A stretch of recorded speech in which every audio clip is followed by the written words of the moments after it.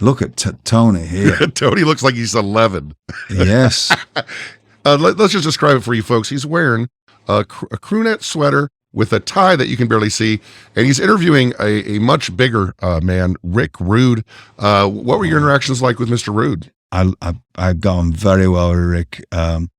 Proper fella. Just as good as it got. Again, can't say enough about him. I really, really like being around him. Me and him used to get on very, very well. He was always good to me. One of those fellas. I think once I came to WCW, came to America, because I'd gone through whatever I'd gone through, I was accepted by all the old pros as one of them. They saw me do my stuff. They knew I could do it. And so even though I was only 24, and they all just, I got on with them all, and so they'd all offer me bits of advice. They'd all help me. They treated me as an equal, and I got on great with him. And I thought he was brilliant. I used to love watching him. I've been in tag matches with him, me and him on live events. There's me and I remember there's one with me and him against Davey Boy and somebody. But we've done all kinds of stuff.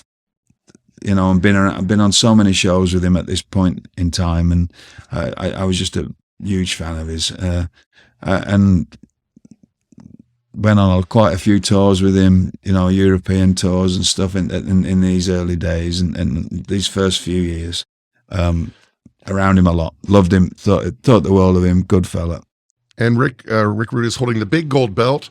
I believe this is when they had the little kerfuffle with the NWA, and they're splitting belts off, and now they call it the big gold belt in this interview. Actually, you know, deciding, I think there was a WCW International belt at a time, and then the NWA, you know, stop endorsing that belt, and so it was called the WCW belt.